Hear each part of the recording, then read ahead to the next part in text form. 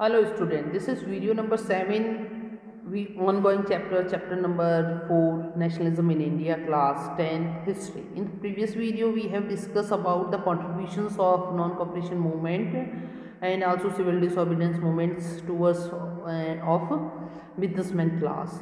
पिछले वीडियो में हमने देखा कि कैसे फीकी का इस्टेब्लिशमेंट हुआ 1920 के अंदर एंड 1927 के अंदर, और इसके बाद जो बड़े बड़े बिजनेसमैन थे, जो इंडस्ट्रियलिस्ट थे, उद्योगपति थे, उन्होंने कैसे इसको अपने लिए अपॉर्चुनिटीज़ की तरह गेन किया। बिकॉज जब कॉलोनिज़म जब यहाँ पे इम्पैक्ट हो चुका था, इंडिया में पूरी तरह से कॉलोनिज़म स्प्रेड हो गया था और ब्रिटिशर्स ने अपने आप को यहाँ सेटअप कर लिया था, तो यहाँ के जो बिजनेसमैन थे, जो इंडस्ट्रियल्स थे, उनके जितने भी फैक्ट्रीज थी वो सारे उन्होंने डिस्ट्रॉय कर दिए, क्योंकि वो खुद अपने कंट्री में ले जाके प्रिपेयर गुड्स को तैयार करके यहाँ पे लाना और यहाँ पे डिस्ट्रीब्यूट करना चाह रहे थे। सो इसी के कंट्रीब्यूशन में फिकी in the establishment of 1927 led by the prominent leaders. अब देखिए उस समय बहुत बड़े बड़े कुछ उद्योगपति थे, जिनमें पुरुषोत्तम दास, ठाकुर दास और जी डी बिरला। ठीक है, there are the industrials to attack the colonial control over the Indian economy and the support the civil disobedience movement when it was first launch. जब देखिए सिविल डिसोबीडियंस मूवमेंट दो पार्ट में start हुआ था 1931 में, then after आपका round table conference होता है, देन आफ्टर द 1932। सो इस समय जब दोबारा ये पहली बार जब स्टार्ट हुआ तो पुरुषोत्तम दास, Thakur Das and G D Birla, जो बड़े बड़े उस समय इंडस्ट्रियल्स थे, उन्होंने इसको सपोर्ट किया और वो नहीं चाहते थे कि इंडिया में कॉलोनिज्म बने या कॉलोनी वाला जो रूल्स बन रखा है वो और ज़्यादा सेटअप हो या स्प्रेड हो।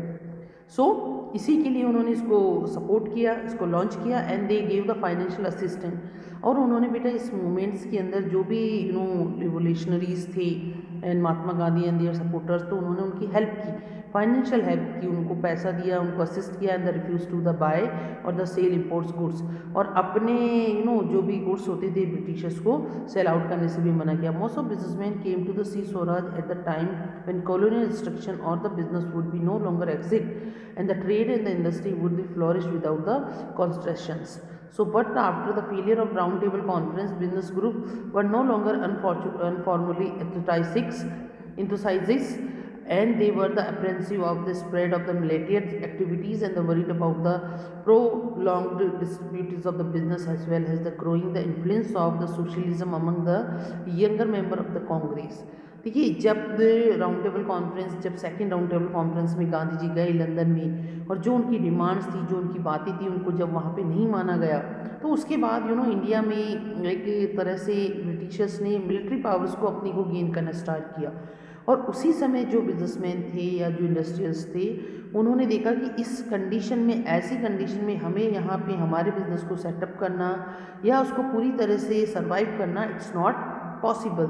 So the industrial working class did not participate in the civil disobedience movement, the large number except in the Nagpur region. As the industrialists come closer to the Congress worker, अब देखिए पहले जब civil disobedience movement हुआ तो उन्होंने उनको participate किया, but दूसरे में उन्होंने नहीं किया, बिकॉज इस समय में जो कांग्रेस था या जो कांग्रेस पार्टी थी, जो मेन पार्टी थी उस समय, उसमें कुछ ऐसे लीडर्स आ गए थे जो सोशलिज्म को फेवर करते थे। दैट कहने का मीनिंग ये है कि यहाँ पे जब उनको लीडरशिप क्वालिटी नहीं मिली या सोशलिज्म को जो फेवर कर रहे थे, तब ये बिजनेसमैन ने देखा कि ये हमें सपोर्ट नहीं करेंगे, ये सोशलिज्म को अडॉप्ट कर रहे हैं, तो इसलिए दैट द रीजंस उन्होंने उसको सपोर्ट नहीं किया। बट नागपुर रीजन्स के अंदर जो बिजनेसमैन थे, उन्होंने तो इस सिविल डिसोबीडियंस मूवमेंट को सपोर्ट किया। As the industrialists came the closer to the Congress, workers stay aloof. But despite of these, some workers did participate in the civil disobedience movement, selectivity of adopting some of the ideas of the Gandhian program, like the boycott of the foreign goods, as part of their own the movement against the low wages and the poor working condition.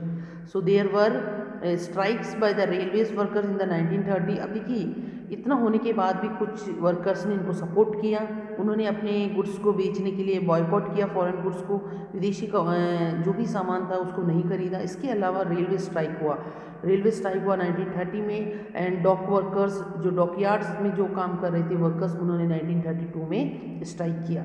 So in the 1930s the thousand of workers in the Chota Nagpur ठीक है। अब देखिए 1930 के अंदर छोटा नागपुर के बहुत सारे जो वर्कर्स थे, thousand of workers, tin mines were the Gandhian caps and the participate in the protest rallies and boycott campaigning. तो उन्होंने गांधीयन कैप पहनी और अपनी कार जो अभी वो वर्क कर रहे थे उसको प्रोटेस्ट किया और बॉयकॉट किया। But the Congress was reluctant to including the workers' demand as the part of the program of struggle. In fact, that this would be alliance industrial and divided in the anti-imperial forces. So another important feature of civil disobedience movement was the large scale of participation of the women. अब देखिए civil disobedience movement का एक और important feature है कि इस movement में women's, Indian women's ने भी पार्टिसिपेट किया, ठीक है। Like the movement of the large scale of the women during the Gandhi salt march, जब हमने दांडी मार्च वाला इंसिडेंट पढ़ा तो जो उनके फॉलोअर्स थे उसमें वुमेन्स भी थी। The women also the participate and thousands of women came to their homes to listen to the hymn and participated in the protest march, manufacturing the salts and look this the pictures figure 9। आप यहाँ पे देखेंगे बेटा ये जो protest हो रहा है, प्रोसेशंस जो हो रहे हैं यहाँ पे विद्रोह हो रहे हैं, इसमें वुमेन्स के साथ साथ बड़ी large numbers of the womens also present. आपको यहाँ वुमेन्स भी दिख रहे हैं। So pick the foreign cloth and the liquor shops, many of went to the jail in the urban areas. अब देखिए बहुत सारी वुमेन्स ने क्या किया, उन्होंने जो फॉरेन ट्रेड्स, जो फॉरेन पैकेटिंग हो रहा था क्लोथ का, उन्होंने बंद किया, शराब की दुकानें बंद करवाई। इसके अलावा अर्बन एरियाज में बहुत सारी वुमेन्स जेल में गए। These women's were from the high caste families in the rural areas, they came from the rich peasant household, ठीक है। ऐसा नहीं कि ये नॉर्मल क्लास से थे, बड़े बड़े घरों से ये वुमेन्स आते थे, वहाँ से बिलोंग करते थे और उन्होंने उसमें पार्टिसिपेट किया।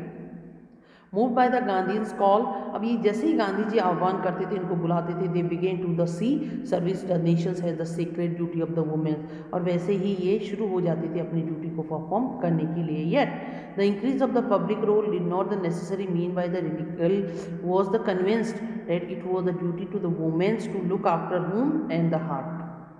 So because good the mother and the good wives and the long time of the Congress, the reluctant, the yellow allow the women to the hold any position in the authorities within the organizations. It was keen only their symbolic presence, ठीक है। अब यहाँ पे हम एक timeline को discuss करेंगे बेटा इसी के साथ जो इम्पोर्टेंट्स हैं, that is the page number in your book is 42। सो ये है बेटा मेन टाइमलाइन, इसको आपको कुछ ये डेट्स याद रखनी होगी, सम इम्पॉर्टेंट डेट्स, ठीक है। 18, 19 और 19 के अंदर हुआ था आपका यूपी पीजेंट, जिसको बाबा रामचंद्र ने लीड किया था। अप्रैल 1919 है ना, 13 अप्रैल 1919 द फेमस जलियांवाला बाग मैसकर्स, ठीक है। And January 1921 non cooperation and खिलाफत मूवमेंट लॉन्च, ओके, ये डेट याद रखना, जनवरी 1921 में, ओके। February 1922 चोरा चोरी इंसिडेंट हुआ। देन आफ्टर दिस इंसिडेंट जो नॉन कॉपरेशन मूवमेंट था उसको कॉल ऑफ किया महात्मा गांधी ने, ठीक है। तो चोरा चोरी movement in 1922 फैब्रुरी। May 1924 Alluri Sitaram Raju arrested ending the 2 years armed tribal struggles, ठीक है। December 1929 the Lahore Congress adopt the demand of पूर्ण स्वराज, ठीक है, जहाँ पे जवाहरलाल नेहरू थी। 1930 अम्बेडकर इस्टेब्लिश डेप्रेस क्लास एसोसिएशन, ठीक है, डेप्रेस जो भी क्लास थे, जो दलित लोग थे, उनके लिए उन्होंने एसोसिएशन बनाया। March 1930 Gandhi began the civil disobedience movement by the breaking salt law at the Dandi में नमक बना के जो सिविल डिसोबीडियंस मूवमेंट था उसको स्टार्ट किया महात्मा गांधी ने मार्च 1932। देखिए ये फर्स्ट पार्ट है जब सिविल डिसोबीडियंस मूवमेंट स्टार्ट हुआ। 1931 Gandhi ji and the civil disobedience movement, ठीक है। 1931 में इन्होंने एंड किया, और क्यों एंड किया, बिकॉज ब्रिटिशर्स एग्री हुए, और इसके बाद गांधी जी कहाँ गए थे, लंदन, सेकंड जो राउंड टेबल कॉन्फ्रेंस था उसमें पार्टिसिपेट करने, और 1932 में वापस सिविल डिसोबीडियंस जो मूवमेंट था वो रीलॉन्च हुआ, ठीक है। So date is the some important dates जो हमें ध्यान रखनी होगी। Thank you for this video, thank you.